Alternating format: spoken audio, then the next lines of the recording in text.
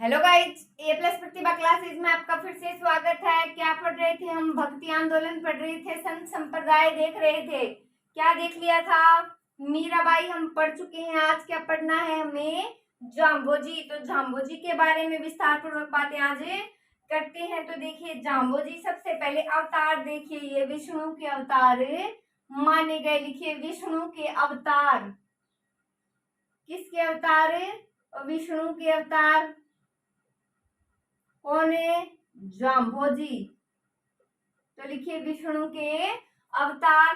तो इनके जन्म की अगर बात करें तो इनका जन्म 1451 ईस्वी में या 1508 विक्रमी संवत की अगर बात करें।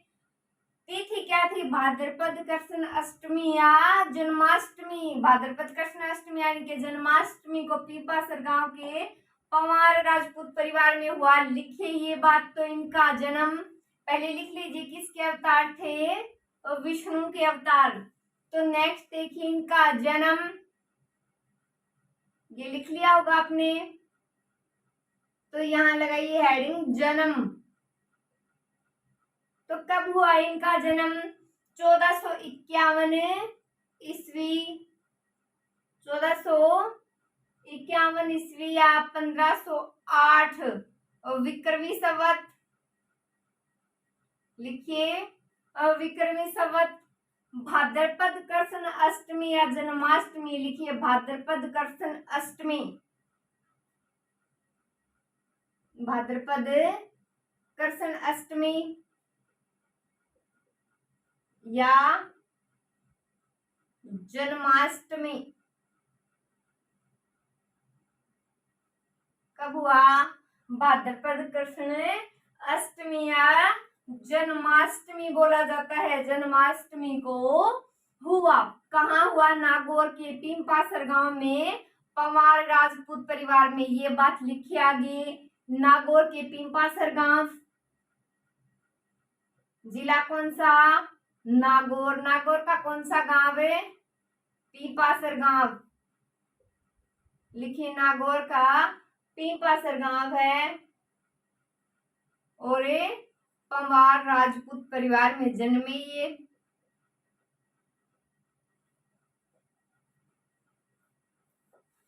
तो देखिए, जाम्बोजी पढ़ रहे हैं। सबसे पहले अवतार किसके माने गए? तो विष्णु के अवतार। जन्म की बात करें तो 1451 ईस्वी या 1508 विक्रमी संवत भाद्रपद कृष्ण अष्टमी या जन्माष्टमी को नागौर के पीपासर गांव यानी पंवार राजपूत परिवार में जाम्बोजी का जन्म हुआ।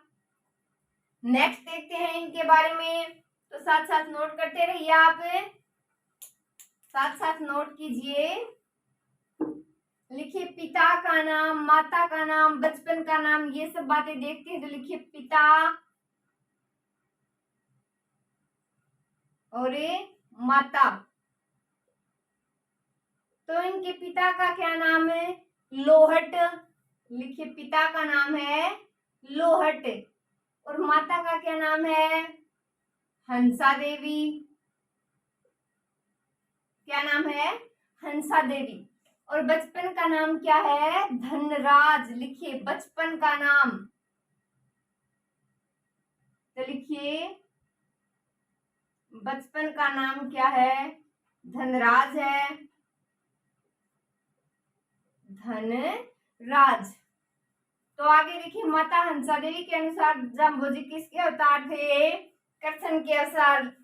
कृष्ण के अवतार। तो लिख लीजिए, कृष्ण के अवतारी मानती थी इनकी जो माता जी थी। तो देखिए, जाम्बोजी का किसका अवतार कहा गया? तो जाम्बोजी को कहा गया है विष्णु का अवतार। लेकिन इनकी माता के अनुसार ये कृष्ण अवतारी थे। पिता लोहट, बचपन का नाम है धनराज। क्या था? धनराज। नेक्स्ट देखिए, इसके बारे में क्या बातें इंपॉर्टेंट है। तो जाम्बोजी का जो उपनाम है वो गूंगा गहला था। क्या था? गूंगा गहला। ये पर्यावरण वैज्ञानिक भी थे। तो आगे बात करेंगे। पहले पिता देखिए लोहट, माता हंसा देवी के अनुसार ये क्या थे? कृष्ण अवतारी थे। और बचपन का नाम क्या? धनराज। क्या नाम बचपन का? तो धनराज। नेक्स्ट देखिए, उपनाम। अब बात करते हैं इनके उपनामों के बारे में। तो देखिए गूंगा, गहला और पर्यावरण वैज्ञानिक। लिखिए उपनाम क्या है? एक तो गूंगा गहला, गूंगा गहला, और क्या नाम है? तो लिख लीजिए पर्यावरण वैज्ञानिक। लिखिए पर्यावरण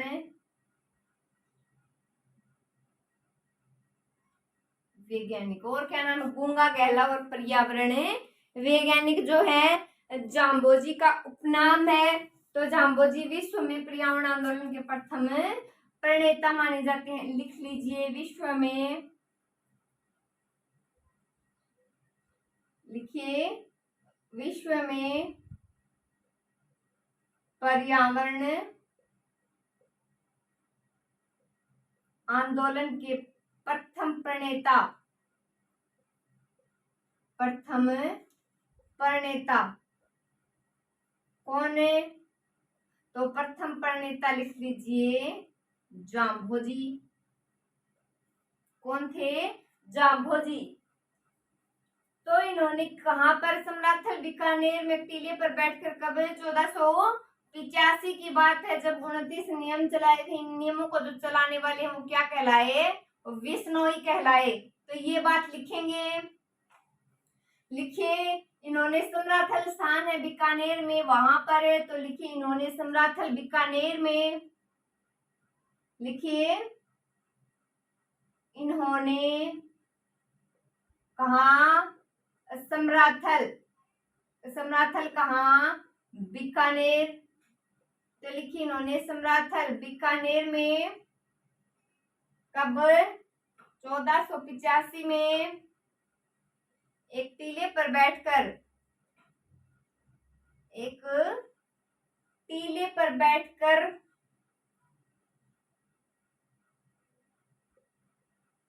कितने नियम चलाए? 29 नियम चलाए। 29 नियम चलाए। तो इन नियमों को अपनाने वाले क्या कहलाए? और विश्नोई। लिखिए इन नियमों को अपनाने वाले, इन नियमों को अपनाने वाले क्या कहलाए? विश्नोई कहलाए। तो लिखिए इन नियमों को अपनाने वाले क्या कहलाए? विश्नोई कहलाए। तो देखिए क्या पढ़ रहे हैं? जाम्बोजी पढ़ रहे हैं। क्या पढ़ रहे हैं? जाम्बोजी। उपनाम क्या है? गूंगा गहला। क्या उपनाम है? गूंगा गहला। और क्या है? पर्यावरण वैज्ञानिक।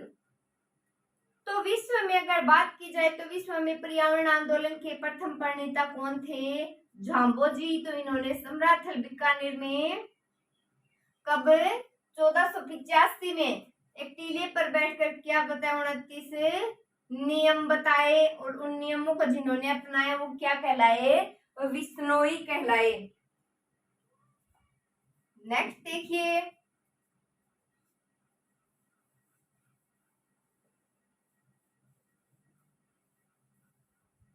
तो नेक्स्ट देखिए इसमें, तो जिस टीले पर बैठ के नियम चलाए थे उसे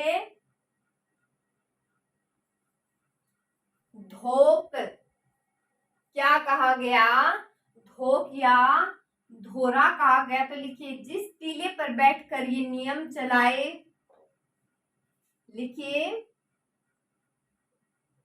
जिस टीले पर बैठकर, जिस टीले पर बैठकर ये नियम चलाए, ये नियम चलाए, उन्हें धोक या धोरा कहा गया। क्या कहा गया? धोक या धोरा कहा गया। तो राजस्थान की अगर बात करें तो सर्वाधिक विश्नोई कहाँ रहते हैं? जोधपुर में। कहाँ रहते हैं? जोधपुर में रहते। तो इस समाज के जो लोग हैं सबसे पहली बात तो ये वो क्या नहीं करते? जीवों की हत्या नहीं करते, जीवों को नहीं मारते। और क्या इम्पोर्टेंट है? वृक्षों को भी कटाई ना ही करते हैं और ना ही करने देते हैं। तो ये बात लिखेंगे। लिखिए राजस्थान में सर्वाधिक विश्नोई कहाँ रहते हैं? जोधपुर। लिखिए राजस्थान में सर्वाधिक विश्नोई जोधपुर में रहते हैं। कहाँ रहते हैं? जोधपुर में निवास करते हैं। तो इस समाज के लोग जीव हत्या नहीं करते और वृक्ष से नहीं काटते। लिखिए इस समाज के लोग, इस समाज के लोग जीव हत्या नहीं करते, जीव हत्या नहीं करते। और क्या नहीं करते? वृक्ष से नहीं काटते, वृक्षों की कटाई नहीं करते। तो जाम्बोजी की बात हो रही है। तो जिस टीले पर बैठकर इन्होंने कितने नियम दिए? 29 नियम बताए, उन्हें धो किया, धोरा कहा गया। तो राजस्थान में सर्वाधिक विश्नोई कहाँ? जोधपुर में। तो इस समाज के लोग जो क्या नहीं करते? जीव हत्या नहीं करते और वृक्ष से नहीं काटते। क्या नहीं करते? जीव हत्या नहीं करते, तो एक वृक्ष नहीं काटते कभी। नेक्स्ट देखिए,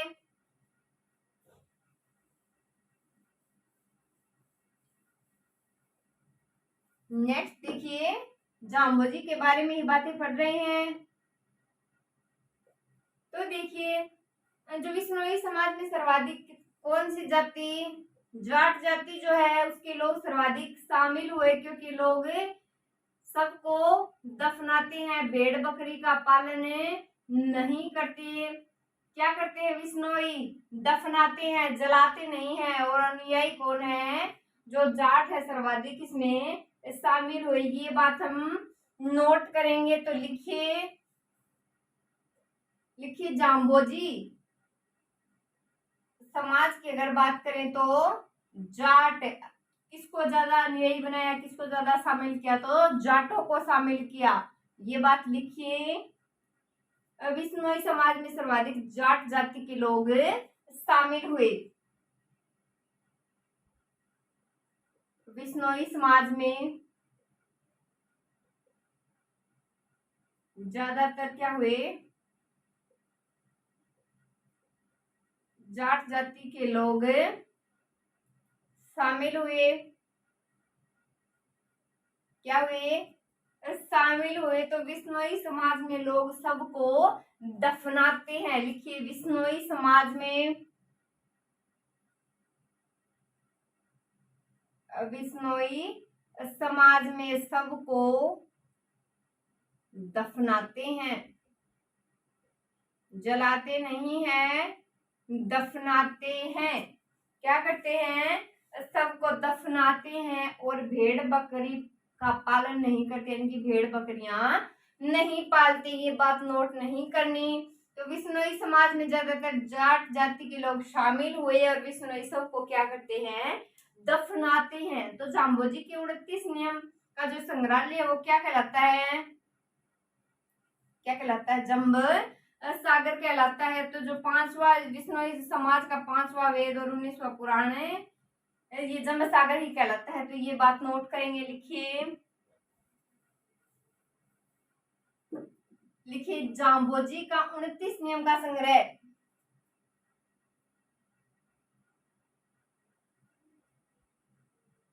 जाम्बोजी का 29 नियम का संग्रह।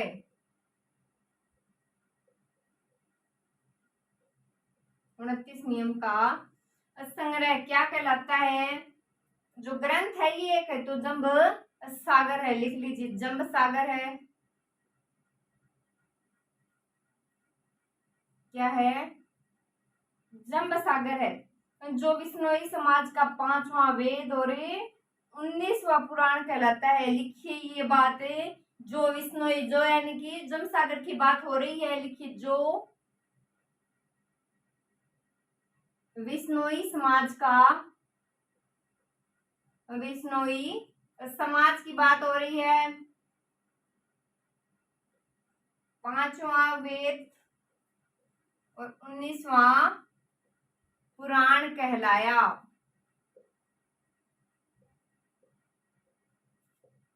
तो देखिए ज्यादातर है जाति जाट विश्नोई जो है सबको दफनाते हैं। और जाम्बोजी ने कितने नियम बताए थे?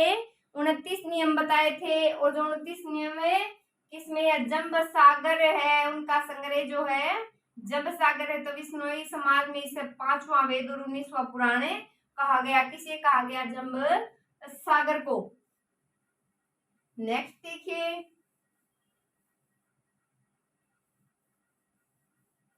तो देखिए जाम्बोजी जो थे तो जाम्बोजी के उपदेश 120 वाणियां हैं उनकी। तो इन उपदेशों को जो पढ़ने वाला है शब्दिया गायना कहलाता है। तो ये बात भी पूछ ली जाती है, लिखेंगे हम। और जाम्बोजी के उपदेश की अगर बात करें तो भाषा कौन सी है?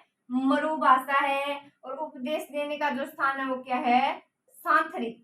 तो लिखेंगे ये बात सारी पूछी गई है और आगे भी पूछी जाएंगी। तो लिखिए जाम्बोजी के उपदेश, लिखिए जाम्बोजी के उपदेश। 120 वाणियां हैं। कितनी वाणियां हैं? 120 वाणियां हैं। तो इन उपदेशों को पढ़ने वाला, लिखिए इन उपदेशों को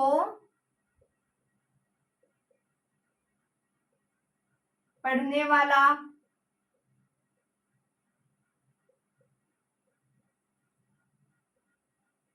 शब्दी या गायना कहलाता है। क्या कहलाता है? शब्दिया गायना। तो भाषा और लिख लीजिए, इनके उपदेश मरु भाषा में है। लिखिए इनके उपदेश मरु भाषा में है। भाषा कौन सी है? मरु भाषा है। तो इनके उपदेश देने का स्थान क्या कहलाता है? सांथरी। लिखिए इनका उपदेश देने का स्थान, उपदेश देने का स्थान क्या कहलाता है? सांथरी। क्या कहलाया? सांथरी। तो देखिए जाम्बोजी के उपदेश 120 वाणियां हैं और इन उपदेशों को पढ़ने वाला क्या कहलाए? शब्दिया गणना। तो इनके उपदेश किस भाषा में है? मरु भाषा में है। और इनका उपदेश देने का स्थान जो वो कौन सा है? सांथरी। स्थान की बात करें तो कौन सा है स्थान? सांथरी। नेक्स्ट देखिए जाम्बोजी, तो क्या पढ़ रहे हैं? जाम्बोजी की और विशेषताएं देखेंगे। तो जो जाम्बोजी के मुख से यानी मुंह से उच्चारित जो वाणी है वो क्या कहलाती है? जंबवाणी। नहीं पूछा जाता, पता ही है। तो विष्णोई संप्रदाय में दीक्षित करने की क्रिया जो पहल कहलाती है वो लिख लीजिए। लिखिए इस समाज में दीक्षित करने की क्रिया, इस समाज में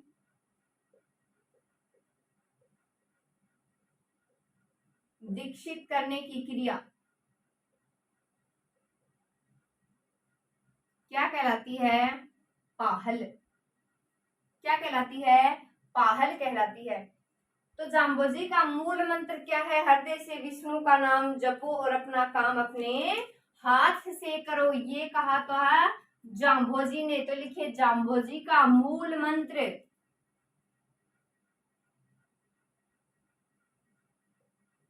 लिखिए जाम्बोजी का मूल मंत्र,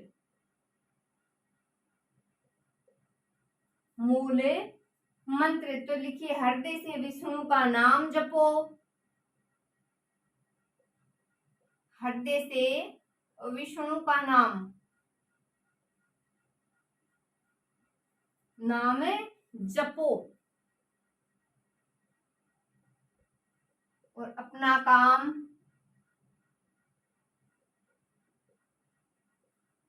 अपने हाथ से करो,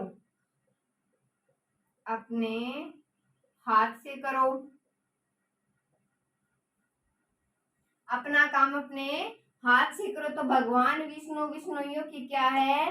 आराध्य देव हैं। लिखिए ये बात, भगवान विष्णु, या फिर ये लिख लीजिए विष्णुइयों के आराध्य देव, विष्णुइयों के आराध्य देव कौन है? विष्णु है। कौन है? विष्णु है। तो आराध्य देव क्या है? भगवान विष्णु है। तो देखिए जाम्बोजी की बात पढ़ रहे हैं, तो इस समाज में दीक्षित करने की जो प्रक्रिया है वो क्या कहलाती है? तो ये क्रिया कहलाती है पहल। और जाम्बोजी का मूल मंत्र क्या है? हृदय से विष्णु का नाम जपो और अपना काम क्या करो? अपने हाथ से करो। तो विष्णुई जो समाज है उसके आराध्य देव कौन है? विष्णु है। तो इन्होंने संसार को क्या गोलकवास या अस्थायी आवास बताया है? ये नहीं पूछा जाता।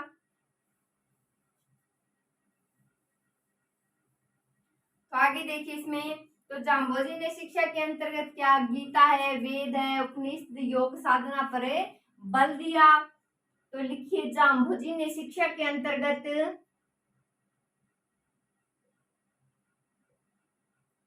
शिक्षा के अंतर्गत, शिक्षा के अंतर्गत क्या किया? गीता, वेद, उपनिषद, योग, लिखिए गीता, उपनिषद, वेद, योग एवं साधना पर बल दिया।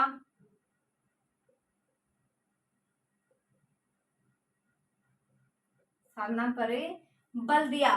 तो इन्होंने हिंदू, मुस्लिम, इस्लाम में धर्म से पहले आडंबरों यानी कि दिखावे का जो है सर्वाधिक विरोध किया है, और विधवा विवाह को बढ़ावा दिया कि विधवा को भी जीने का अधिकार है। तो लिखिए ये बात, इन्होंने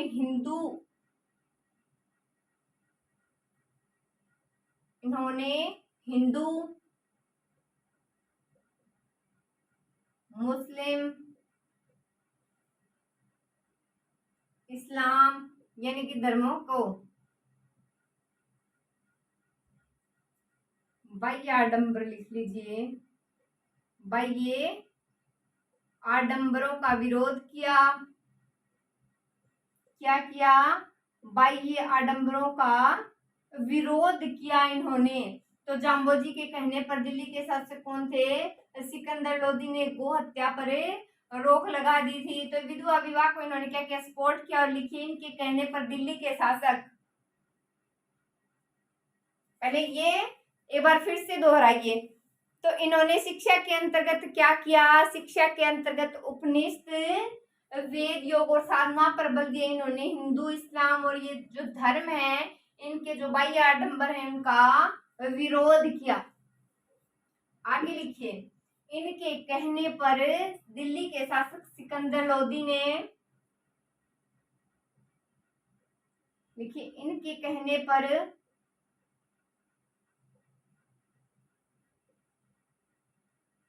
दिल्ली के शासक किसने? सिकंदर लोदी ने। सिकंदर लोदी ने क्या किया इनके कहने पर? सिकंदर लोदी ने, तो इनके कहने पर सिकंदर लोदी ने गो हत्या पर रोक लगा दी। लिखिए गो हत्या पर रोक लगा दी।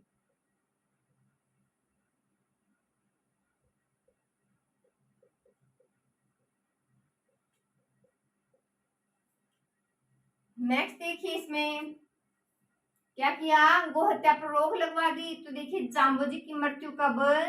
1536 ईस्वी में लालासर बीकानेर में हुई, लेकिन समाधि कहाँ है? नोखा बीकानेर में। ये इंपॉर्टेंट है, पहले ये लिख लीजिए। इनके कहने पर दिल्ली के शासक सिकंदर लोदी ने गो हत्या पर क्या किया?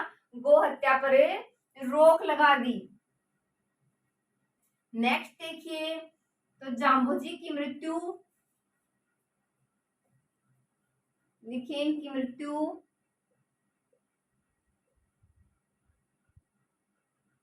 कब हुई? 1536 ईस्वी में। कहाँ हुई? लालासर बीकानेर कहाँ हुई? लालासर बीकानेर में हुई, लेकिन इनकी समाधि, लिखिए, लेकिन इनकी समाधि कहाँ बनी है? तो लिखिए, लेकिन इनकी समाधि मुकाम तालवा, नोखा, बीकानेर स्थान है। ये कहाँ है? बीकानेर में है, नोखा बीकानेर में है, समाधि है। तो मुकाम तालवा क्या है? विष्णुई संप्रदाय की प्रधान पीठ भी है। तो तालवा में जाम्बोजी का मेला भी बढ़ता है, आश्विन फाल्गुन अमावस्या को लगता है ये। तो ये बात लिखिए, मुकाम तालवा विष्णुई संप्रदाय की प्रधान पीठ है, यानी ये लिख लीजिए, विष्णुई संप्रदाय की प्रधान पीठ, विष्णुई संप्रदाय की प्रधान पीठ। तो विष्णुई संप्रदाय की प्रधान पीठ है, कहाँ है? मुकाम तालवा, लिखिए, मुकाम तालवा।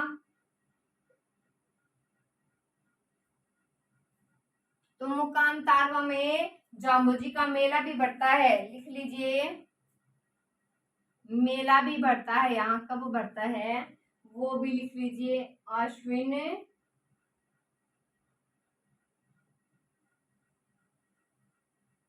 एवं फाल्गुन अमावस्या। तो देखिए ये बात, तो जाम्बोजी की मृत्यु कब हुई? तो इनकी मृत्यु हुई 1536। कब हुई? 1536 में लालासर बीकानेर में हुई, लेकिन इनकी समाधि कहाँ है? मुकाम तालवा, नोखा, बीकानेर में है। तो विष्णुई संप्रदाय की प्रधान पीठ मुकाम तालवा, और यही इनका मेला भी बढ़ता है। कब बढ़ता है? आश्विन एवं फाल्गुन अमावस्या को। तो आगे देखिए, इसमें आप साथ साथ नोट्स बना लीजिए। तो देखिए, राजस्थान में प्रथम बार वृक्ष बचाओ आंदोलन कब? 1604 ईस्वी में। कौन सा गांव था? रामसड़ी गांव था, गोरा एवं कर्मा ने चलाया था। लिखिए ये बात, लिखिए, राजस्थान में प्रथम बार वृक्ष बचाओ आंदोलन, प्रथम बार की बात हो रही है पूरे राजस्थान में। लिखिए, राजस्थान में प्रथम बार वृक्ष बचाओ आंदोलन, वृक्ष बचाओ आंदोलन। तो वृक्ष बचाओ आंदोलन कब? 1604 ईस्वी में। लिखिए, 1604 ईस्वी में। कहा? रामसड़ी गांव में गोरा और कर्मा ने चलाया था। लिखिए, रामसड़ी गांव में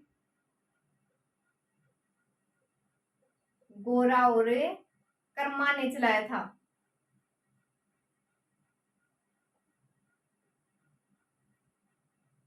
किसने चलाया था? गोरा और कर्मा ने चलाया था। तो जाम्बोजी के 8 जो है वो प्रमुख है तीर्थ स्थल है, वो देखेंगे अभी। तो देखिए, पहले राजस्थान में प्रथम बार वृक्ष बचाओ आंदोलन कब? 1604 ईस्वी में रामसड़ी गांव में गोरा एवं कर्मा ने चलाया था। तो देखिए, जाम्बोजी के 8 जो तीर्थ स्थल हैं वो देखिए, 8 तीर्थ स्थल। तो देखिए, 8 तीर्थ स्थल देखिए। पीपासर नागौर जाम्बोजी का जन्म स्थान है, ये तो हो गया पहला। तो लिखिए, पीपासर नागौर।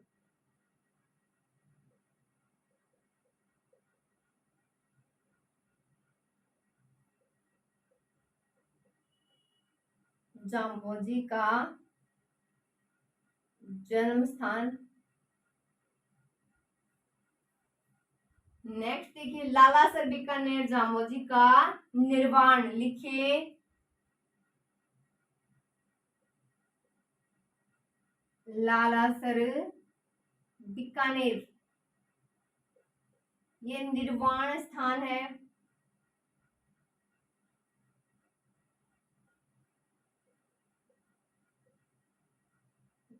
क्या है, निर्वाण स्थान है। मुकाम तालवा बीकानेर में क्या है, समाधि हो गई, तो लिखिए मुकाम तालवा बीकानेर।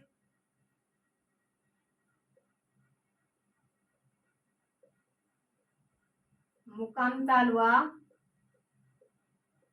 बीकानेर में क्या है, इनकी समाधि है। क्या है, इनकी समाधि है। तो देखिए पीपासर नागौर जाम्बोजी का जन्म स्थान, लालासर बीकानेर निर्वाण स्थान और मुकाम तालवा में क्या है, इनकी समाधि है। 3 तो ये हो गए। नंबर 4 लगाइए, जांबा स्थान है जांबा,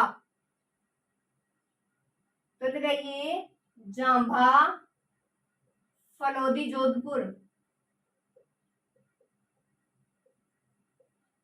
फलोदी जोधपुर। तो देखिए इसे क्या कहा जाता है, विश्नोइयों का पुष्कर कहा जाता है। लिखिए विश्नोइयों का पुष्कर कहलाता है ये।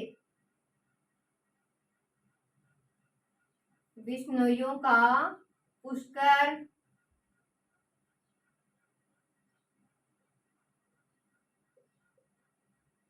क्या कहलाता है, विश्नोइयों का पुष्कर कहलाता है। और यहाँ पर चैत्र और भाद्रपद अमावस्या को मेला भी लगता है। लिखे मेला। तो कब पड़ता है यहाँ मेला, चैत्र एवं भाद्रपद अमावस्या को मेला लगता है। तो जांबा कहाँ, फलोदी जोधपुर विश्नोइयों का पुष्कर कहलाता है। तो ये मेला चैत्र एवं भाद्रपद अमावस्या को क्या लगता है, यहाँ मेला लगता है। नेक्स्ट देखिए नंबर 5 लगाइए। तो देखिए रोटू नागौर। लिखिए रोटू नागौर क्या है, रोटू है नागौर। तो देखिए रोटू नागौर में तो यहाँ पर विश्नोई जो संप्रदाय है सर्वाधिक धार्मिक स्थल यही है। तो लिखिए विश्नोई संप्रदाय के, विश्नोई संप्रदाय के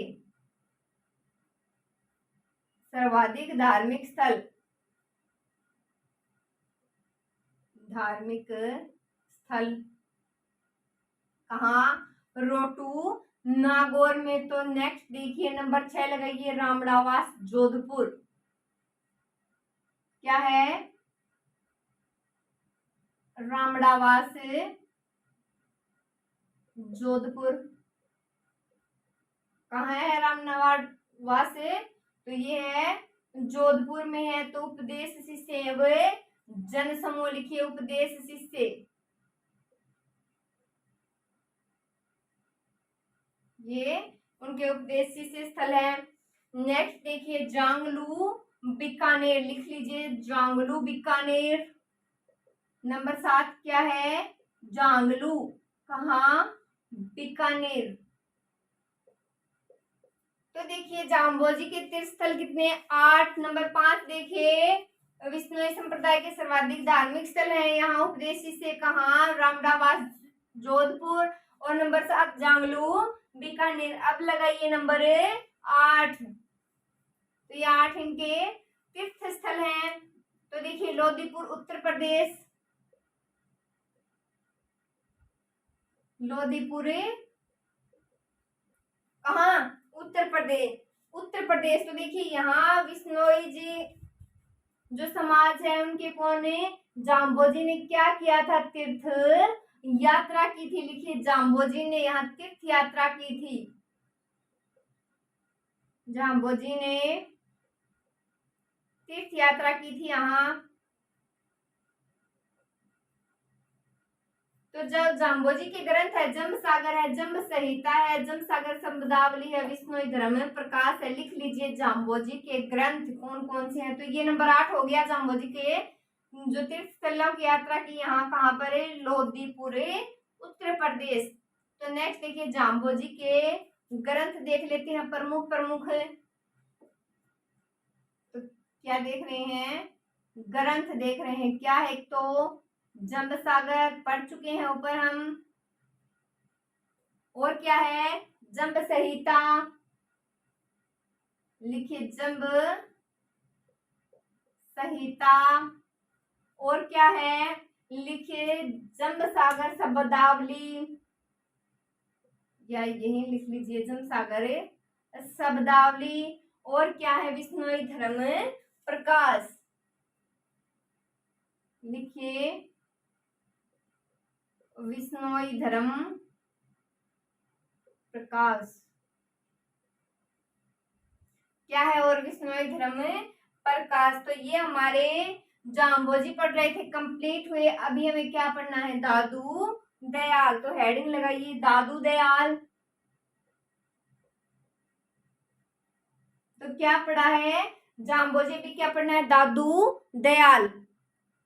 तो राजस्थान के कबीर, लिखिए दादू दयाल को क्या कहा जाता है, राजस्थान के कबीर। लिखिए राजस्थान का कबीर कौन है, दादू दयाल। राजस्थान का कबीर कौन, दादू दयाल। तो दादू दयाल के बारे में आगे देखे तो इनके बचपन का नाम क्या था, महाबली, और गुरु का नाम है ब्रह्मानंद। लिखिए बचपन का नाम, लिखिए बचपन का नाम। तो क्या था इनके बचपन का नाम है, महाबली। क्या था, महाबली। और गुरु का नाम लिखिए ब्रह्मानंद, गुरु का नाम है ब्रह्मानंद। तो देखिए 1544 ईस्वी में अहमदाबाद में एक ब्राह्मण लोदीराम को दादू दयाल सिद्धू में साबरमती नदी में मिला था। दादू दयाल का लालन पालन किसने किया था, लोदीराम ने ही किया था। किसने किया था, लोदीराम ने। पहले इतनी बातें देखिए दादू दयाल के बारे में। तो राजस्थान का कबीर, तो दादू दयाल है राजस्थान के कबीर हैं। बचपन का नाम क्या है, महाबली। बचपन का नाम क्या है, महाबली। और गुरु का नाम क्या है, ब्रह्मानंद। लिख लिए बात, ये लिख लिया तो आगे नोट कीजिए। तो जो दादू दयाल है उनका लालन पालन देखते हैं, उनका जन्म देखते हैं, उपदेश देखते हैं। तो लिखिए 1544 ईस्वी में अहमदाबाद में, 1544 ईस्वी में, कब, 1544 ईस्वी में, कहा, अहमदाबाद में एक ब्राह्मण, लिखिए एक ब्राह्मण लोदी राम को दादू दयाल संदूक में, किसमें थे, संदूक में। लिखिए राम को दादू दयाल, दादू दयाल संदूक में। तो संदूक में कहा मिले, साबरमती नदी में मिले। लिखिए ये बात, साबरमती नदी में मिले। तो दादू का जो लालन पालन है वो लोदीराम ने ही किया। तो लिखिए दादू का लालन पालन, दादू का लालन पालन लोदीराम ने ही किया। किसने किया, लोदीराम ने ही किया। तो देखिए दादू दयाल पढ़ रहे हैं कब, 1544 ईस्वी की बात है, जब अहमदाबाद में एक ब्राह्मण लोदीराम दादू दयाल कहाँ मिले, साबरमती नदी में एक संदूक में मिले। तो दादू का लालन पालन वो फिर किसने किया, लोदीराम ब्राह्मण ने ही किया। नेक्स्ट देखिए,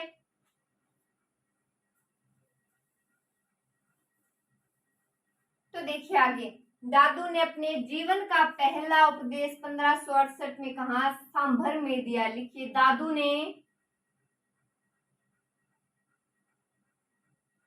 अपने जीवन का पहला उपदेश, कौन सा उपदेश है, पहला उपदेश 1568 ईस्वी में सांभर में दिया। कहाँ दिया? सांभर में दिया। तो इन्होंने सांभर में ही 1574 ईस्वी में दादू पंथ यानी ब्राह्मण पंथ, ब्रह्मानंद पंथ या परम ब्रह्मा की स्थापना की। लिखिए, इन्होंने सांभर में ही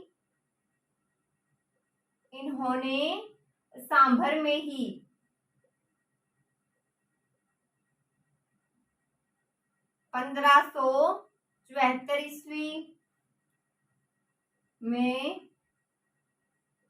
दादू पंथ की स्थापना की। दादू पंथ की स्थापना की। तो देखिए, दादू दयाल पढ़ रहे हैं, तो दादू ने अपने जीवन का जो पहला उपदेश है 1568 ईस्वी में सांभर में दिया। तो इन्होंने सांभर में ही कब? 1574 ईस्वी में दादू पंथ की स्थापना की। कब की दादू पंथ की स्थापना? तो 1574 में। और पहला उपदेश 1568 में। नेक्स्ट देखिए, तो ये इन्होंने क्या किया था? मूर्ति पूजा, भेदभाव, आडंबर जो थे भाई, ये जो दिखावे थे, बाहरी दिखावे का विरोध क्या था, ये बात आगे लिखेंगे। पहले ये नोट कर लीजिए, उसके बाद आगे देखते हैं। तो देखिए, दादू दयाल ने निर्गुण निराकार ईश्वर को माना। लिखिए, दादू दयाल ने क्या माना? निर्गुण निराकार ईश्वर। लिखिए, निर्गुण निराकार ईश्वर को माना।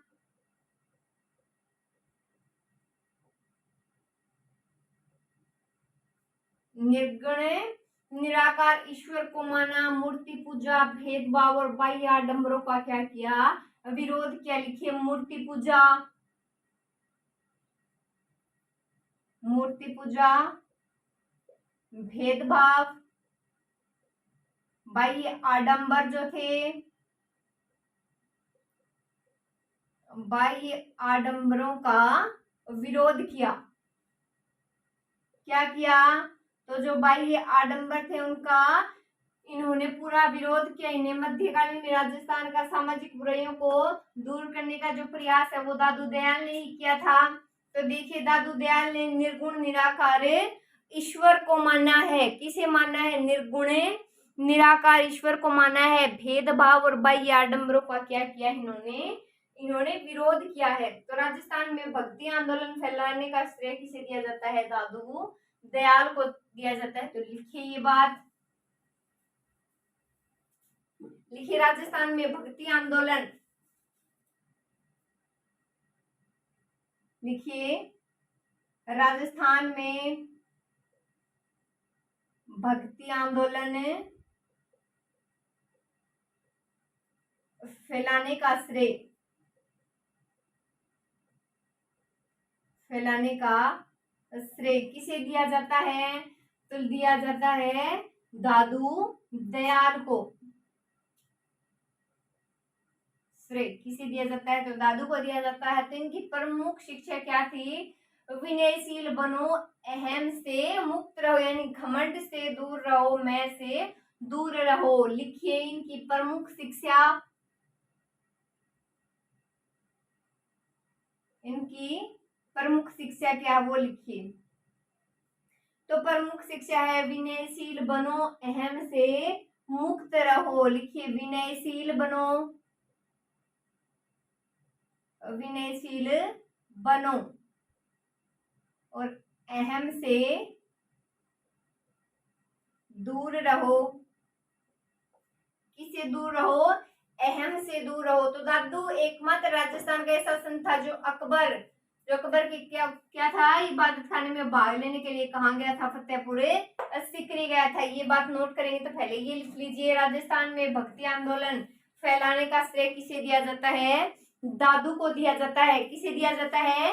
दादू को। तो इनकी प्रमुख जो रचना है, नहीं बोल सकते रचना, तो इनको जो शिक्षा है वो देख लीजिए, विनम्रशील बनो और अहम से दूर रहो। नेक्स्ट देखिए,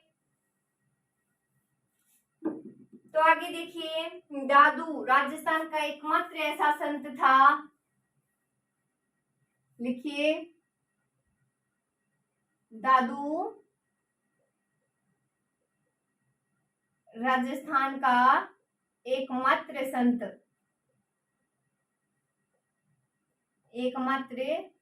संत था जो अकबर के इबादत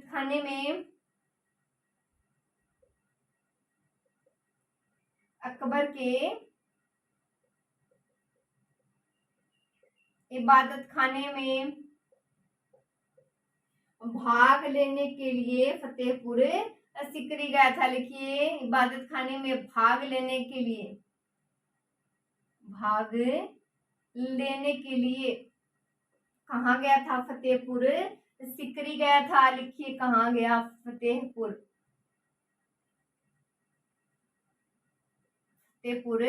सीकरी गया था। तो देखिए दादू दयाल राजस्थान का क्या एकमात्र ऐसा संत जो अकबर की इबादत खाने में भाग लेने के लिए फतेहपुर सीकरी गया था। कहाँ गया? फतेहपुर सीकरी। नेक्स्ट देखिए इसी में आगे नोट कीजिए।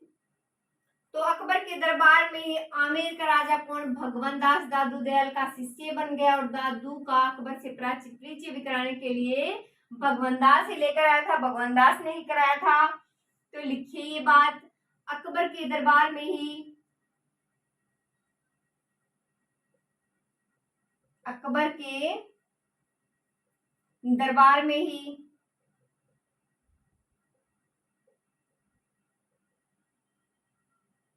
आमेर का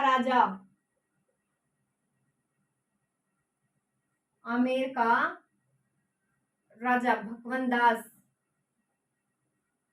लिखिए आमेर का राजा भगवान दास दादू दयाल का शिष्य बना, दादू का शिष्य बना।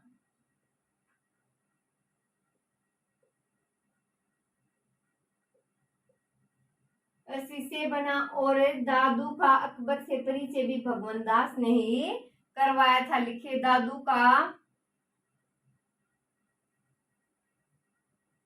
अकबर से परिचय भगवान दास ने ही करवाया था, भगवान दास ने ही करवाया। तो देखिए एकमात्र ऐसा संत था जो क्या अकबर की इबादत खाने में भाग लेने के लिए कहाँ किया? फतेहपुर सीकरी गया। तो देखिए अकबर के दरबार में कौन है? आमेर के राजा भगवंत दास दादू दयाल का क्या बना? शिष्य बन गया। कौन है? भगवंत दास। तो दादू का अकबर से परिचय किसने करवाया था? भगवंत दास ने ही करवाया था। आगे देखिए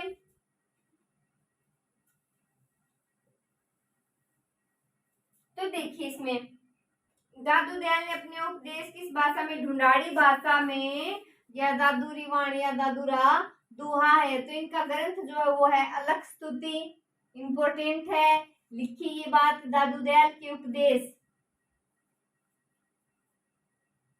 लिखिए इनके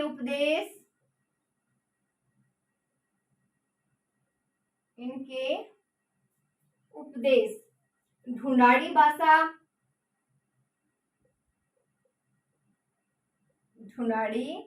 भाषा और हिंदी मिश्रित संदूकड़ी भाषा है ये, हिंदी मिश्रित संदूकड़ी में दादूरी वाणी व दादूरा दूहा है। लिखिए दादूरी वाणी, दादूरी वाणी और दादूरा दूहा है।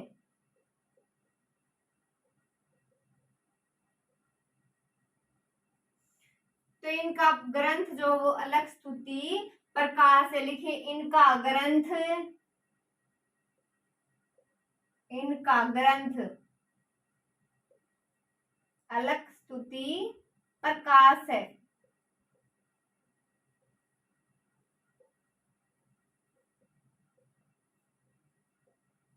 क्या है?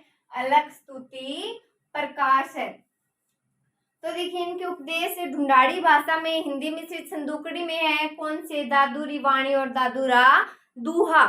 तो इनका जो प्रमुख ग्रंथ है वो क्या है, अलख स्तुति प्रकाश। क्या है, अलख स्तुति प्रकाश। ध्यान में रखिए, अलख स्तुति प्रकाश। तो नेक्स्ट देखिए दादू दयाल की कुल शिष्य की बात करते हैं।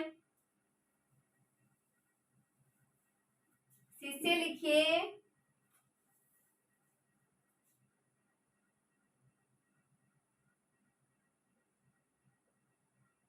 152।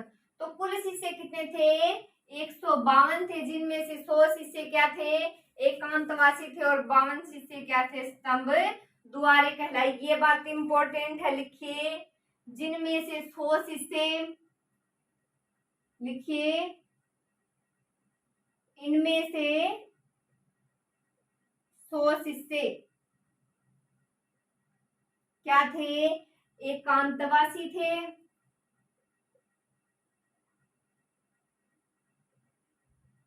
एकांतवासी थे, और 52 शिष्य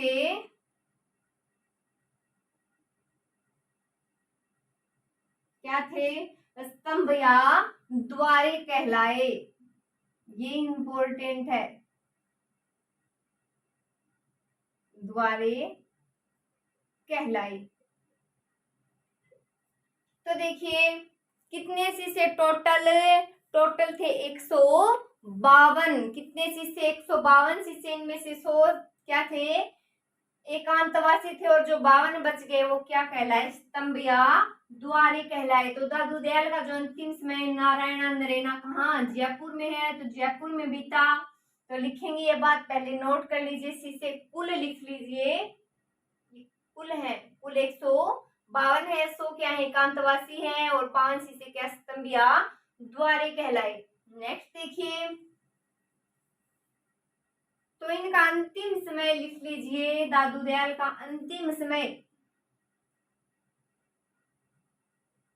अंतिम समय नारायणा या नरेना भी मिल जाता है, कहाँ है ये, तो नारायणा नरेना जयपुर में बीता। तो नारायणा में ही 1603 में दादू दयाल की मृत्यु हो गई। लिखिए 1603 ईस्वी में नारायणा में मृत्यु भी हो गई इनकी। तो अंतिम समय कहाँ बीता नारायणा नरेना, जयपुर में बीता, और नारायणा में ही 1603 में दादू दयाल की मृत्यु हो गई। तो नारायणा दादू पंथ की प्रधान पीठ है। लिखिए दादू पंथ की प्रधान पीठ, लिखिए दादू पंथ की प्रधान पीठ, प्रधान पीठ कहाँ है, प्रधान पीठ है, तो लिखिए नारायणा, नारायणा में है। तो नारायणा में दादू के कपड़े और पोथियां भी पड़ी हुई हैं। तो दादू पंथ की प्रधान पीठ कहाँ है, नारायणा है। अंतिम समय कहाँ बीता नारायणा नरेना, जयपुर में बीता। 1603 ईस्वी में नारायणा में इनकी क्या हो गई, मृत्यु हो गई। नेक्स्ट देखिए इनकी समाधि की बात करते हैं।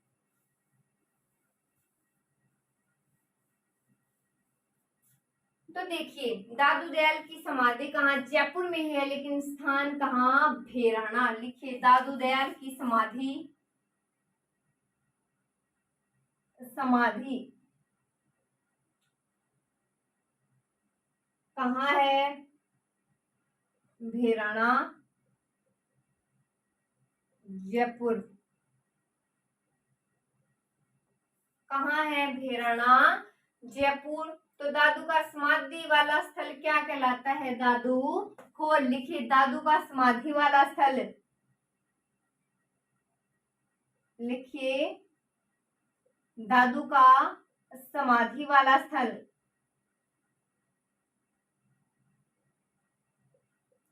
समाधि वाला स्थल क्या कहलाया, दादू खोल क्या कहलाया? दादू खोल कहलाया। तो दादू पंथ का सत्संग स्थल क्या कहलाता है? अलख दरीबा। लिखिए दादू पंथ का सत्संग स्थल,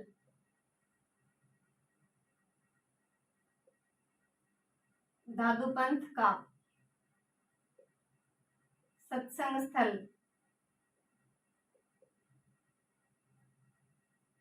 क्या कहलाया? अलख दरीबा, अलख दरीबा। तो देखिए समाधि भैराणा जयपुर, कहाँ है समाधि? भैराणा जयपुर में। तो दादू का समाधि वाला स्थल दादू खोल कहलाता है। क्या कहलाता है? दादू खोल। तो दादू पंथ का सत्संग स्थल क्या कहलाता है? अलख दरीबा। पूछ लिया जाए अलख दरीबा क्या है?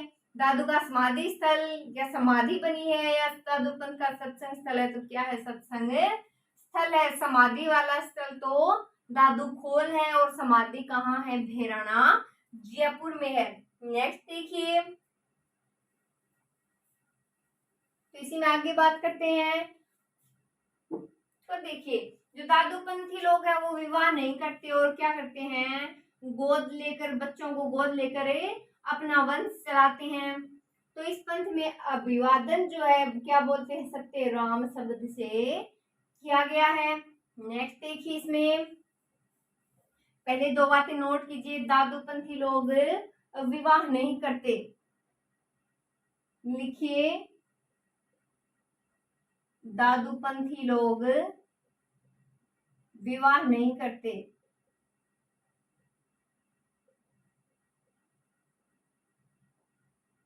क्या नहीं करते? विवाह नहीं करते तथा अपना वंश गोद लेकर चलाते हैं। अपना वंश क्या करते हैं? गोद लेकर चलाते हैं। तो इस पंथ में अभिवादन सत्य राम शब्द से किया गया है। लिखिए इस पंथ में अभिवादन, इस पंथ में अभिवादन, तो इस पंथ में अभिवादन सत्य राम शब्द से किया गया है। लिखिए सत्य राम, सत्य राम शब्द से किया गया है। पहले दो बातें नोट कीजिए। तो दादू दयाल के बारे में पढ़ रहे हैं। तो दादूपंथी लोग जो होते हैं वो कभी विवाह नहीं करते और अपना वंश क्या करते हैं? गोद लेकर चलाते हैं। तो इस पंथ में अभिवादन क्या है? सत्य राम। क्या है? सत्य राम शब्द से अभिवादन करते हैं। नेक्स्ट देखिए, इसमें इसी में आगे देखना है। तो देखिए दादू पंथ में मृत्यु के बाद सबको क्या किया जाता है? जंगलों में छोड़ दिया जाता है और पशु पक्षी क्या करते हैं? उसको खा लेते हैं। तो लिखिए दादू पंथ में मृत्यु के बाद, लिखिए दादू पंथ में मृत्यु के बाद,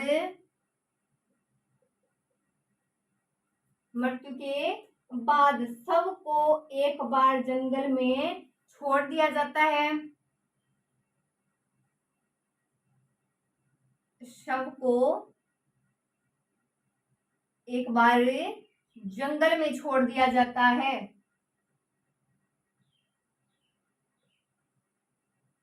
जंगल में छोड़ दिया जाता है। तो सबको क्या किया जाता है? जंगल में छोड़ दिया जाता है पशु पक्षियों के भक्षण के लिए, भक्षण यानी खाने के लिए। तो लिख लीजिए पशु पक्षियों के, पशु पक्षियों के भक्षण के लिए। तो पश्चिमी राजस्थान की अगर बात करें तो पश्चिमी राजस्थान का कबीर कौन है? स्वामी खुदराम दास। आगे देखेंगे, पहले ये तो देख लीजिए। दादू पंथ में मृत्यु के बाद सबको क्या कर दिया जाता है? तो जंगल में छोड़ दिया जाता है पशु पक्षियों के भक्षण के लिए यानी उनके खाने के लिए। तो पश्चिमी राजस्थान का कबीर लिख लीजिए। राजस्थान का कबीर दादू दयाल। पश्चिमी राजस्थान अगर नाम आ जाए तो लिखिए पश्चिमी राजस्थान का कबीर। राजस्थान का कबीर दादू दयाल। पश्चिमी राजस्थान का स्वामी खुदराम। लिख लीजिए ये भी स्वामी खुदराम। तो पश्चिमी राजस्थान का कबीर स्वामी खुदराम। तो दादू पंथ के जो पंच तीर्थ स्थल है वो देख लेते हैं। तो ये आपको समझ में आ गया होगा। आगे देखिए, तो आगे बात करते हैं दादू पंथ के पंच जो तीर्थ स्थल है उनके बारे में। तो लिखिए दादू पंथ के पंच तीर्थ स्थल। यही लिख लीजिए पंच तीर्थ स्थल। कौन कौन से देखिए, सांभर जयपुर, सांभर जयपुर एक हो गया। एक लिखिए करडाला या कल्याणपुर कहाँ, अजमेर। करडाला या कल्याणपुर कहाँ, अजमेर। आगे देखिए मावठा झील आमेर जयपुर। लिख लीजिए मावठा।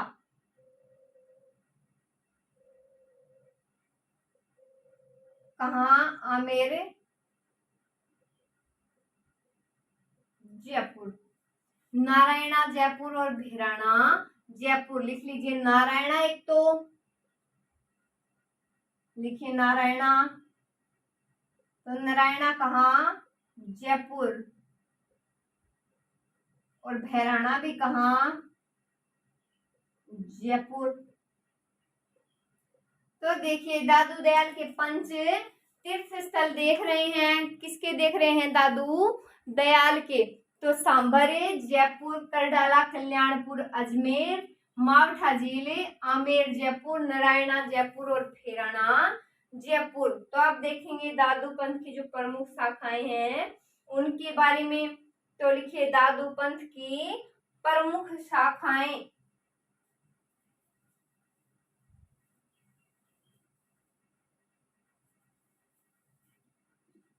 दादू दयाल पढ़ रहे हैं तो लिखिए दादू पंथ की प्रमुख शाखाएं। तो इसकी प्रमुख शाखाएं देख लेते हैं कौन कौन सी है प्रमुख शाखाएं। तो देखिए प्रमुख शाखाएं लिखिए खालसा। पहले लिखिए खालसा। क्या है, खालसा। तो दादू दयाल के नियमों को ज्यों के त्यों अपनाने वाले, वैसा का वैसा, कुछ भी बदलाव नहीं, कुछ भी नहीं छोड़ना पीछे, बिल्कुल भिन्न की भिन्न, यानी दादू दयाल के नियमों को ज्यों के त्यों अपनाने वाले क्या हैं, खालसा। लिखिए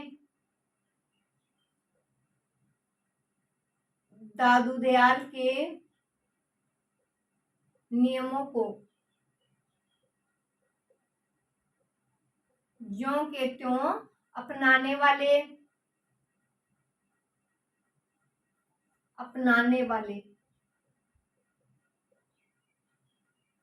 क्या है, खालसा। क्या है, खालसा है। तो दादू दयाल के नियमों को ज्यों के त्यों अपनाने वाले। नेक्स्ट देखिए उत्तरादे।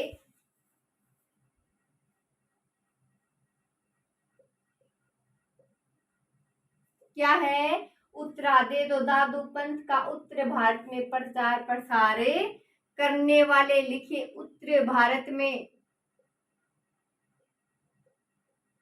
प्रचार प्रसार करने वाले। तो देखिए खालसा क्या है, दादू दयाल के नियमों को ज्यों के त्यों अपनाने वाले क्या हैं, खालसा है। उत्तरादे क्या है, तो उत्तर भारत में प्रचार प्रसार करने वाले क्या हैं, उत्तरादे। नेक्स्ट देखिए विरक्त। शाखाओं में ही है विरक्त, तो लिखिए विरक्त।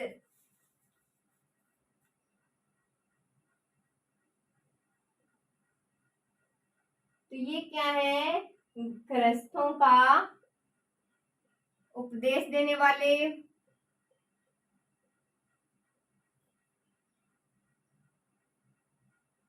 गृहस्थों का उपदेश देने वाले। खाकी देखिए, शरीर पर भस्म लगाकर जटा रखकर उपदेश देने वाले क्या होंगे, खाकी। लिखिए खाकी। क्या देख रहे हैं, खाकी। तो ये क्या है, शरीर पर राख, लिख लीजिए चाहे राख लगाकर, पर इसमें भस्म ही बोला जाएगा, राख नहीं बोल सकते। भस्म लगाकर, सिर पर जटा रखकर, जटा रखकर उपदेश देने वाले। नेक्स्ट क्या है, नागा। लिखिए नागा। क्या लिख रहे हैं, नागा। तो सेना में भर्ती होने वाले, अपने साथ हथियार रखने वाले। लिखिए सेना में भर्ती होने वाले,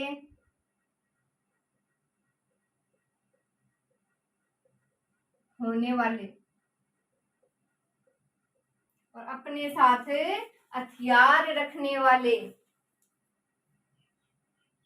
अपने साथ क्या है, हथियार रखने वाले।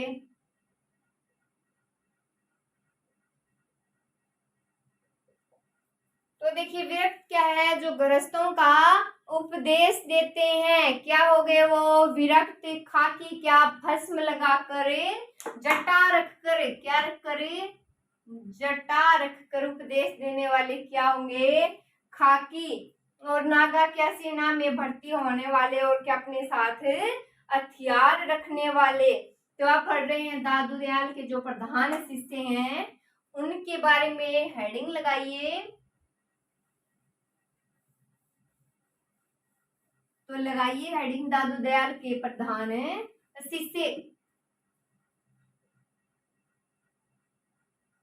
लिखिए दादू दयाल के प्रधान शिष्य। तो प्रधान शिष्यों में देखिए जो इंपॉर्टेंट है, लिखिए सूरदास।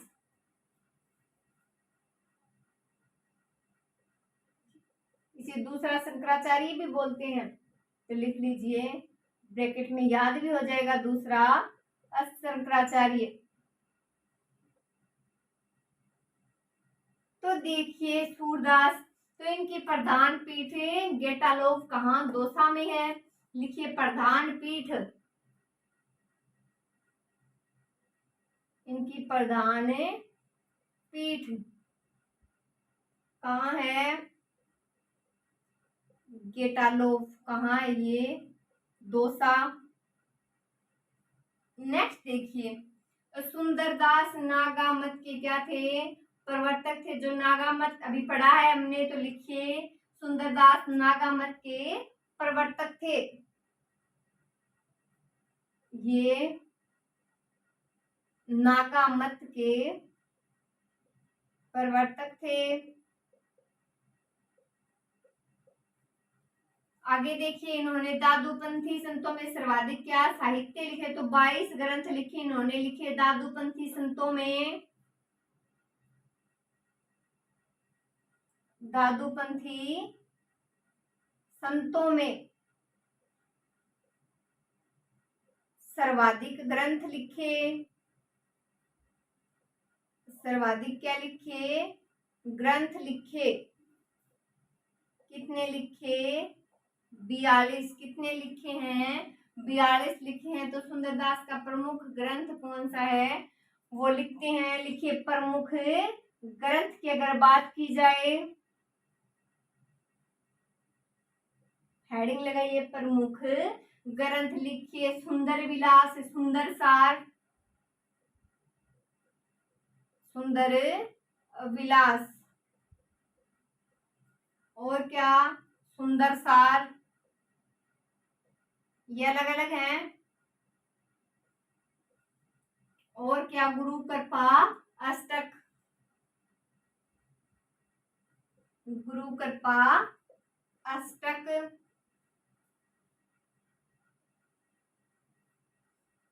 व्यवहार अष्टक,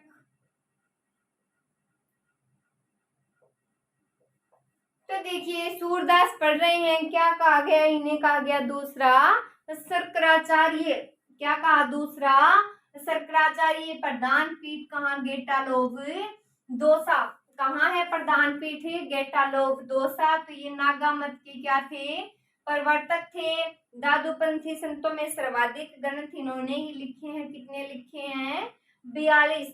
तो इनका प्रमुख ग्रंथ कौन सा, सुंदर विलास, सुंदर सार, गुरु कृपा अष्टक और व्यवहार अष्टक। कौन सा है, फिर से बोलिए, सुंदर विलास, गुरु कृपा अष्टक और व्यवहार अष्टक। नेक्स्ट देखिए, रज्जब लिखिए, प्रधान शिष्य में नंबर 2 लिखिए रज्जब। तो अभी रज्जब पढ़ते हैं, हेडिंग लगा लीजिए रज्जब।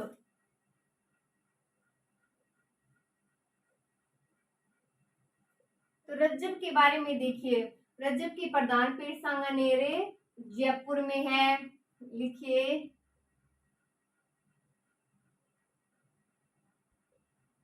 प्रधान पीठ है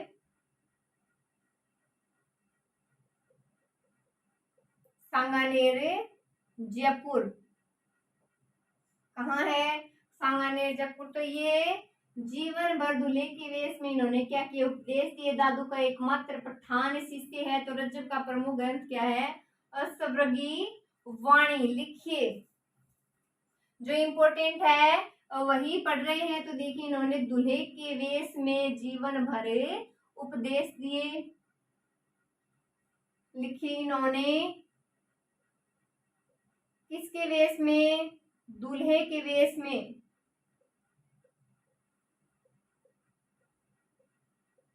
जीवन भर उपदेश दिए, जीवन भर उपदेश दिए। तो दादू का एकमात्र पठान शिष्य था, ये भी लिख लीजिए, दादू का एकमात्र पठान शिष्य। तो जो रज्जब हो दादू का एकमात्र पठान शिष्य है। तो रज्जब के प्रमुख ग्रंथ अष्टभृंगी वाणी है। लिखिए प्रमुख ग्रंथ,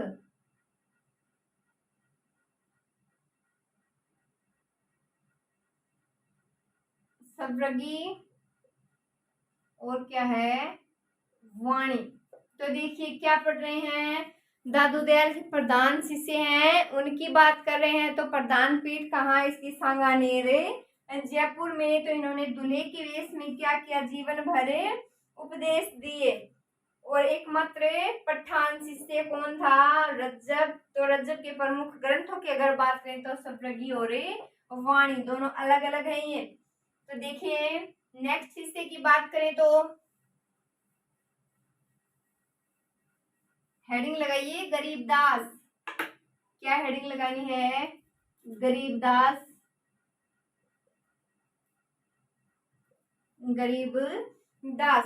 तो दादू दयाल के पुत्र थे तथा दादू दयाल के बाद में क्या बने, ये गद्दीपति बने।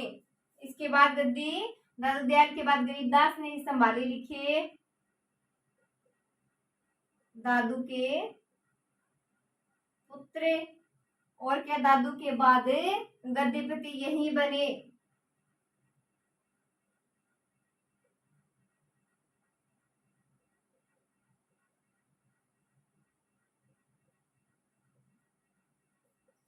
तो देखिए दादू दयाल के प्रमुख शिष्यों में 3 शिष्य पढ़ लिए हमने, सुंदरदास, रज्जब और गरीबदास। सुंदरदास में क्या इंपॉर्टेंट था, दूसरा शंकराचार्य था और सर्वाधिक ग्रंथ लिखे थे। कितने थे, 42 थे। दूसरा क्या पढ़ा, रज्जब पढ़ा। तो पठान शिष्य, एकमात्र पठान शिष्य। और तीसरा कौन सा है, गरीबदास। कौन थे, दादू के पुत्र थे। और दादू के बाद क्या बने, ये गद्दीपति यही बने। नेक्स्ट हेडिंग लगाइए संत पीपा। शिष्य नहीं है, संत है अलग से, संत पीपा।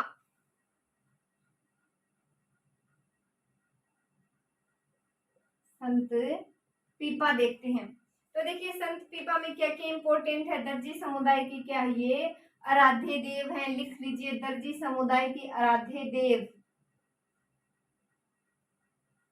दर्जी समुदाय के आराध्य देव कौन है, संत पीपा है। तो पीपा का जन्म लिख लीजिए गागरोने झालावाड़ में, किस परिवार में, खींची चौहान वंश में हुआ। पिता का नाम, माता का नाम आगे नोट करेंगे, पहले लिखिए क्या थे ये, दर्जी समुदाय के आराध्य देव। संत पीपा की बात हो रही है। पीपा का जन्म लिखिए, जन्म लिखिए गागरोन, कहाँ, झालावाड़।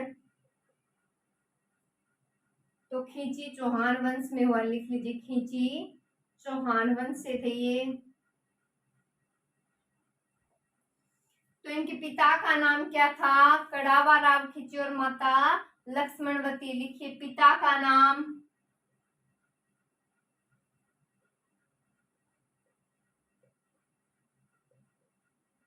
क्या है पिता का नाम, तो कड़ावा राव खींची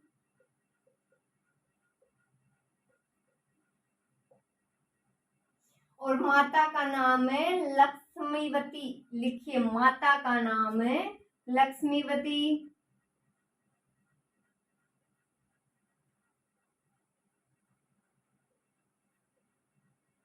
क्या था, लक्ष्मीवती था। तो देखिए दर्जी समुदाय के आराध्य देव हैं कौन है, संत पीपा है। जन्म कहाँ, गागरोन झालावाड़ खींची चौहाने वंश में। पिता का नाम क्या, खड़ावा राव खींची, कड़ावा राव खींची और माता कौन है, लक्ष्मीवती। कौन है माता, लक्ष्मीवती। बचपन का नाम देखते हैं इनका। तो देखिए बचपन का नाम लिखिए प्रताप सिंह था। लिखिए बचपन का नाम क्या था, प्रताप सिंह। तो बचपन का नाम पीपा का क्या था, प्रताप सिंह था। और संत बनने से पहले प्रताप सिंह गागरोन का क्या था, शासक भी था। तो लिखिए तथा संत बनने से पहले प्रताप सिंह, संत बनने से पहले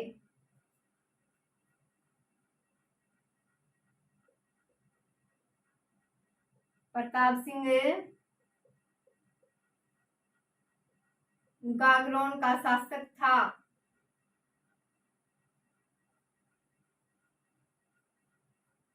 गागरोन का क्या था, शासक था। तो प्रताप सिंह ने दिल्ली के शासक फिरोज शाह तुगलक को हराया था। लिखिए ये बात है, प्रताप सिंह ने दिल्ली के शासक,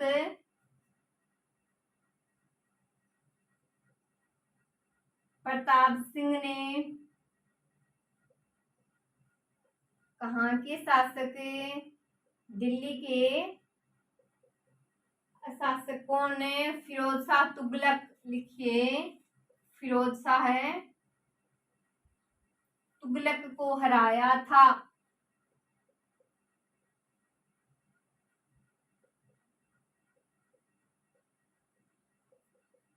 तो बचपन का नाम क्या है, संत पीपा पढ़ रहे हैं। बचपन का नाम क्या है, प्रताप सिंह। और संत बनने से पहले प्रताप सिंह क्या थे, तो गागरोन के शासक थे पहले संत पीपा। क्या था इनका नाम, प्रताप सिंह था। तो प्रताप सिंह ने दिल्ली के शासक फिरोज शाह तुगलक को हराया था। नेक्स्ट देखिए प्रताप सिंह की रानियों की बात करते हैं।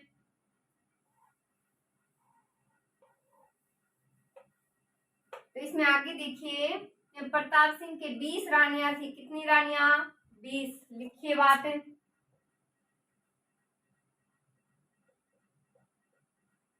प्रताप सिंह के 20 रानियां थी।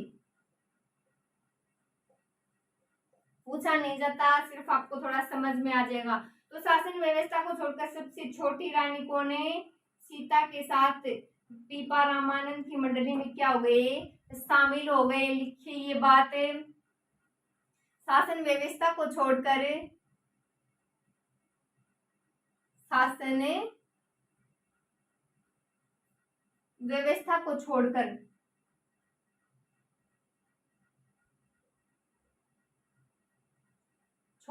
अपनी सबसे छोटी रानी,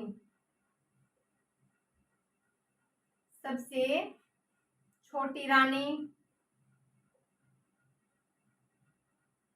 सीता के साथ, क्या नाम था सबसे छोटी रानी का, सीता। तो सीता के साथ पीपा रामानंद की मंडली में क्या हो गया, शामिल हो गया। रामानंद की मंडली में शामिल हो गया।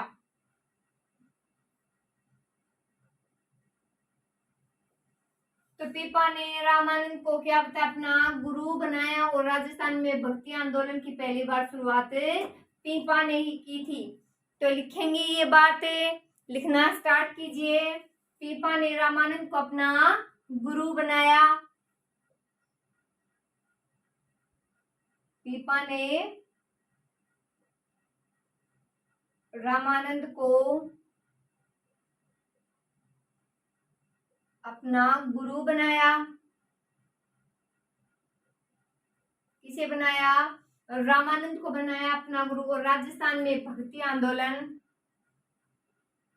राजस्थान में भक्ति आंदोलन की पहली बार शुरुआत, भक्ति आंदोलन की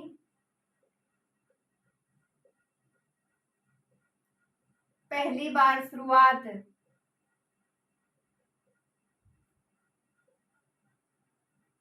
पीपा ने की। किसने की, पीपा ने की।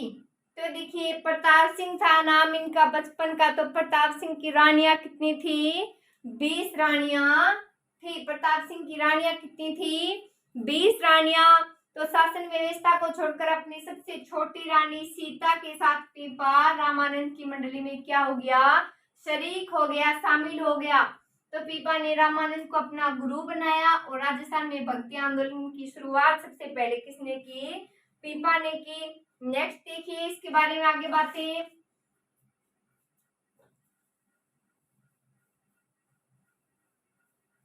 तो देखिए आगे, तो पीपा को द्वारकाधीश मंदिर में श्री हरि का साक्षात दर्शन भी हुआ था। लिखिए पीपा को, या इनको लिख लीजिए, इनको द्वारकाधीश मंदिर, द्वारकाधीश मंदिर में श्री हरि का साक्षात दर्शन भी हुआ था।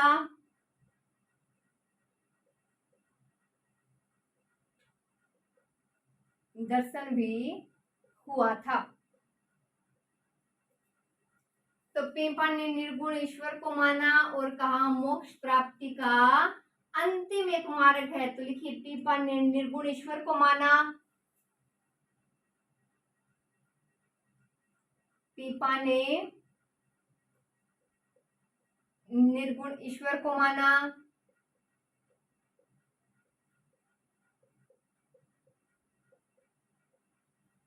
और क्या किया, क्या कहा, और कहा मोक्ष प्राप्ति का अंतिम साधन है। लिखिए मोक्ष प्राप्ति का अंतिम मार्ग है।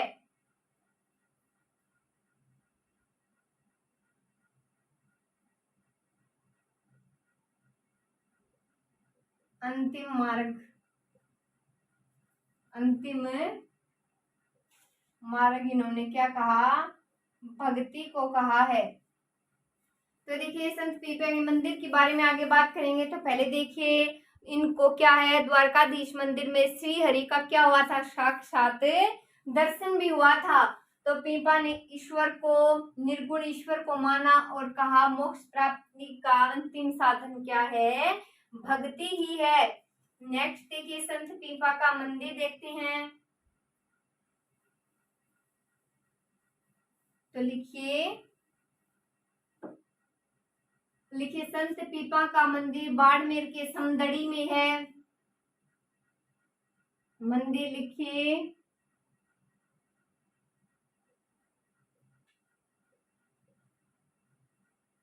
समदड़ी बाड़मेर। तो यहाँ पर मेला भी लगता है, कब? लिख लीजिए जहां पर चित्र पूर्णिमा को मेला भी बढ़ता है। चित्र पूर्णिमा को क्या होता है? मेला भी भरता है। नेक्स्ट देखिए इसमें, तो पीपा की गुफा कहाँ? टोडा टोंक में, छतरी गागरोन में, कालीसिंध नदी के किनारे है। तो लिखिए बात। मंदिर देखिए पहले, समदड़ी बाड़मेर। पीपा का मंदिर कहाँ? समदड़ी बाड़मेर। चित्र पूर्णिमा को क्या लगता है? यहाँ मेला भी बढ़ता है। नेक्स्ट देखिए पीपा की गुफा। तो देखिए हेडिंग लगाइए गुफा, लिखिए टोडा टोंक में। संत पीपा की गुफा कहाँ? टोडा टोंक, टोडा टोंक में। और क्या? छतरी गागरोन में, लिखिए छतरी, ये कहाँ है? गागरोन, कालीसिंध के किनारे। गागरोन झालावाड़ तो लिखने की आवश्यकता नहीं है, पता है, बार बार पढ़ रहे हैं। कालीसिंध नदी के किनारे, ये इंपोर्टेंट है, लिख लीजिए, पूछ लिया गया कई बार। तो पीपा की छतरी में पगलियों की क्या होती है? पूजा होती है। लिखिए पीपा की छतरी में क्या होती है? इनके पगलियों या पदचिन्हों की पूजा। पगलियों की क्या होती है? पूजा होती है। तो देखिए संत पीपा गुफा कहाँ? टोडा टोंक। कहाँ? गुफा टोडा टोंक। छतरी कहाँ? गागरोन, कालीसिंध नदी के किनारे। झालावाड़ की बात है ये। छतरी कहाँ? झालावाड़ है। गागरोन कहाँ? झालावाड़। तो क्या होता है? पगलियों की पूजा होती है। किसकी पूजा होती है? पगलियों की। नेक्स्ट हेडिंग लगाइए संत धन्ना। तो हेडिंग लगाइए संत धन्ना।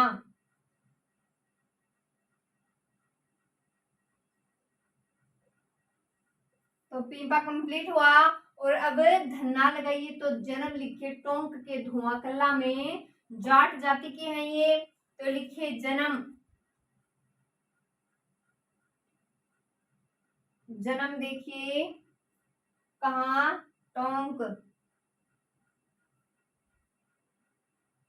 धुआंकला है वहां एक स्थान। तो टोंक धुआंकला में लिखिए 1415 में। जाट जाति में, ये भी लिख लीजिए 1415 में। और जाति जाट, जाट जाति में। तो जन्म धुआंकला टोंक कब? 1415 ईस्वी में। जाति क्या है? जाट है। तो धन्ना गृहस्थ थे और क्या करते थे? कृषि का कार्य करते थे। लिखिए ये गृहस्थ थे। क्या थे? गृहस्थ थे और कृषि का कार्य करते थे। कृषि का कार्य करते थे। क्या थे? गृहस्थ थे और क्या करते थे? धन्ना करते थे, कृषि का कार्य करते थे। तो प्रियदास के ग्रंथ क्या भक्तमाल की टीका से क्या जानकारी मिलती है कि धन्ना प्रारंभ से मूर्ति पूजा करते थे? तो लिखिए बात है, इंपॉर्टेंट है क्योंकि बाद में इन्होंने मूर्ति पूजा बंद कर दी थी। तो पहले एक बार फिर से दोहराइए। जन्म धुआंकला 1415 में और जाति जाट। तो गृहस्थ थे और क्या करते थे? कृषि कार्य करते थे। तो देखिए इंपॉर्टेंट बात है, नोट कीजिए। प्रियदास के ग्रंथ भक्तमाल की टीका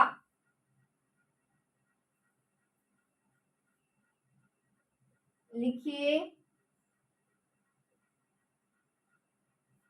प्रियदास के ग्रंथ भक्तमाल की टीका से जानकारी मिलती है, ज्ञात होता है, कौन सी भी बात लिख लीजिए। क्या ज्ञात होता है कि धन्ना प्रारंभ से ही मूर्ति पूजा करते थे। लिखिए कि धन्ना प्रारंभ से ही क्या करते थे, मूर्ति पूजा करते थे, मूर्ति पूजा करते थे। लेकिन अपने गुरु कौन रामानंद के प्रभाव में आकर इन्होंने मूर्ति पूजा बंद कर दी और निर्गुण संत बन गए। लिखिए लेकिन अपने गुरु ब्रह्मानंद, लेकिन अपने गुरु कौन थे, रामानंद, कौन थे, रामानंद के प्रभाव में आकर, रामानंद के प्रभाव में आकर मूर्ति पूजा बंद कर दी। क्या कर दी, मूर्ति पूजा बंद कर दी और निर्गुण संत बन गए।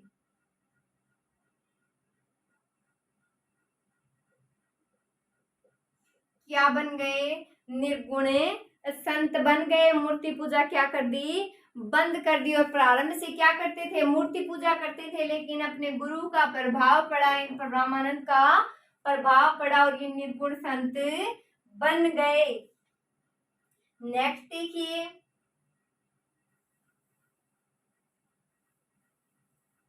तो आगे देखिए राजस्थान में भक्ति आंदोलन का दूसरा प्रवर्तक कौन है, धन्ना ही है। लिखिए राजस्थान में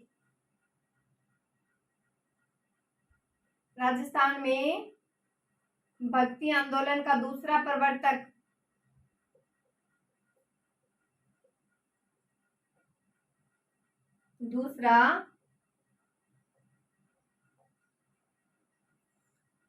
कौन है, संत धन्ना है। तो धन्ना पढ़ रहे हैं तो धन्ना की ही बातें आगे लिखेंगे, तो ये लिखने की आवश्यकता नहीं है। अब यहाँ संत धन्ना तो पता ही है।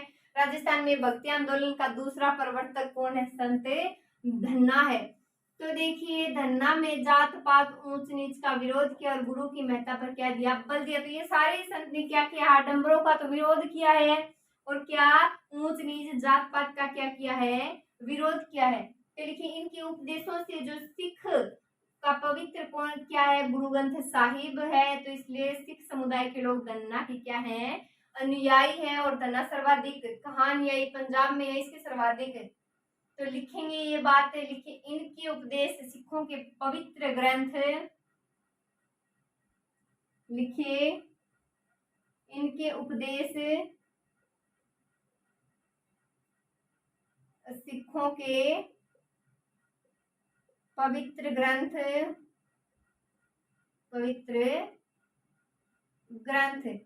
किसमें, गुरु ग्रंथ साहिब। लिखिए गुरु ग्रंथ साहिब, तो गुरु ग्रंथ साहिब में है। तो इसलिए सिख समुदाय के लोग धन्ना के क्या है, अनुयायी है। लिखिए इसलिए सिख समुदाय के लोग, सिख समुदाय के लोग धन्ना के अनुयायी हैं। क्या है, धन्ना के अनुयायी हैं। एक बात और नोट कीजिए, इसमें सर्वाधिक अनुयायी कहाँ है, पंजाब। लिखिए सर्वाधिक अनुयायी सर्वाधिक अनुयायी कहाँ है? पंजाब में है। तो राजस्थान में भक्ति आंदोलन का दूसरा प्रवर्तक है, कौन है? संत धन्ना है दूसरा प्रवर्तक। कौन? संत धन्ना है। तो इनके उपदेश सिखों का पवित्र ग्रंथ कौन सा है? गुरु ग्रंथ साहिब है। तो गुरु ग्रंथ साहिब में है, इसलिए सिख समुदाय के लोग क्या हैं? धन्ना के अनुयायी हैं। और धन्ना के सर्वाधिक अनुयायी कहाँ? पंजाब। नेक्स्ट देखिए, इसमें जो आगे इंपॉर्टेंट है वो बात नोट कीजिए। तो धन्ना को मानने वाले विवाह में केवल क्या करते हैं? गणेश की पूजा करते हैं। लिखिए, धन्ना को मानने वाले, लिखिए धन्ना को मानने वाले विवाह में सिर्फ गणेश की पूजा करते हैं।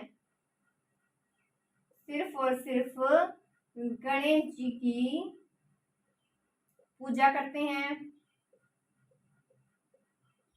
आगे देखिए, इसमें तो ऐसा माना जाता है कि धन्ना केवल एक दिन में हठपूर्वक भगवान की मूर्ति का भोजन करवाया था। इन्होंने हठपूर्वक भगवान की मूर्ति को इन्होंने भोजन करवा दिया था। तो ये बात लिखिए, ऐसा माना जाता है कि धन्ना ने एक दिन, वैसे पूछी तो नहीं जाती, नहीं नोट करेंगे, लेकिन आप सुन लीजिए, ऐसा माना जाता है कि हठपूर्वक यानी जिद्दी से क्या भगवान की मूर्ति को क्या करवा दिया था? इन्होंने भोजन करवा दिया था। ऐसी मान्यता है, माना जाता है ऐसा। तो धन्ना अपने गुरु कौन है? रामानंद थे। इनके प्रभाव में आकर तो क्या कर दिया? मूर्ति पूजा ही बंद कर दी थी इन्होंने। तो इनके कहने पर अंतिम समय में कहाँ चले गए थे? ये बनारस चले गए थे। तो नोट कीजिए, धन्ना अपने गुरु रामानंद के कहने पर, धन्ना अपने गुरु रामानंद के कहने पर, रामानंद के कहने पर अंतिम समय में बनारस चले गए थे। देखिए, अंतिम समय में बनारस चले गए थे। कहाँ चले गए थे? अंतिम समय में बनारस चले गए थे। कौन, किसने भेजा? तो रामानंद ने भेजा। तो संत धन्ना, देखिए धन्ना को मानने वाले विवाह में सिर्फ और सिर्फ किसकी पूजा करते हैं? गणेश जी की पूजा करते हैं। और धन्ना अपने गुरु रामानंद के कहने पर अंतिम समय में कहाँ चले गए थे? बनारस चले गए थे। तो आगे हमें क्या पढ़ना है? नेक्स्ट हम पढ़ेंगे संत जसनाथ जी। क्या पढ़ेंगे? आगे पढ़ेंगे इसको, संत जसनाथ जी।